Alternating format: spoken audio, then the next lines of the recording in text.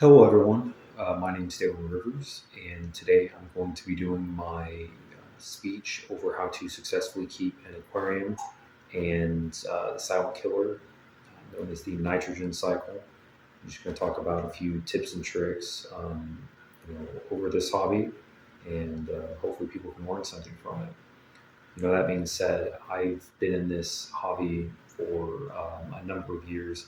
I know that this isn't going to be something that's super interesting to everyone, but it's something that I'm passionate about, and I believe that if anybody decides to get into this hobby, could definitely learn a thing or two from what I'm about to say.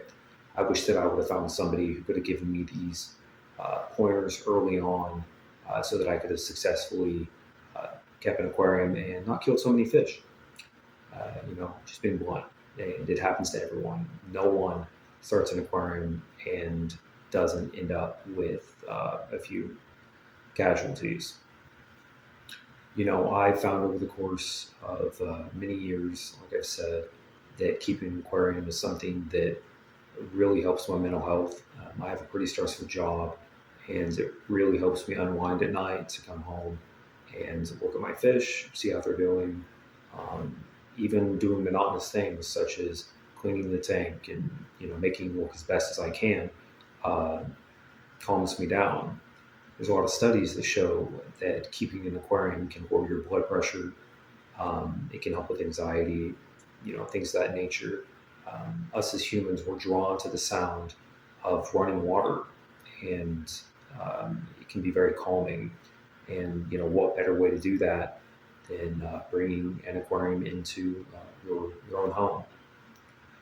It can be daunting at first, but it's a lot easier than most people think.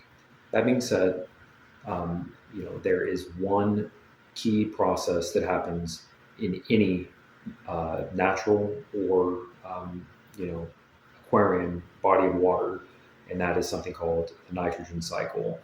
I dub it the silent killer for aquarium hobbyists. Not only will a nitrogen cycle that isn't adequate kill your fish, but it will also cause typically the hobbyist to stop, performing the hobby. It'll kill their drive to do so.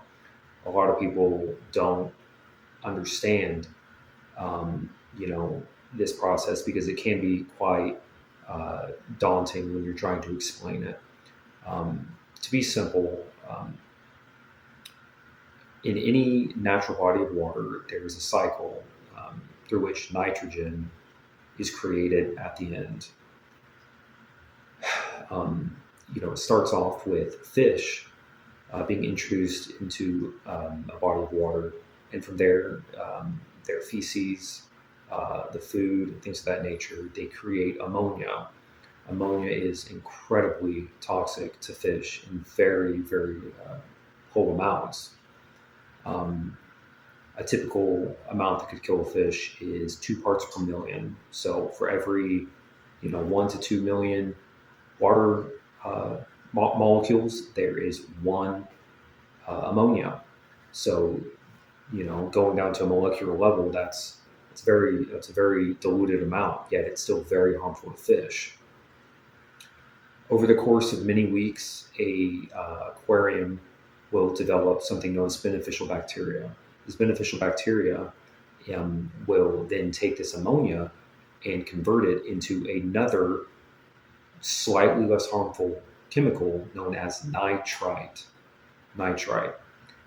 Um, yes, I said less harmful. That being said, it is still incredibly harmful to fish. It can go up to levels of 5 parts per million. So in this, scheme of things, you can see that the dilution ratio is getting higher. So there's more parts of these chemicals in a million parts of water.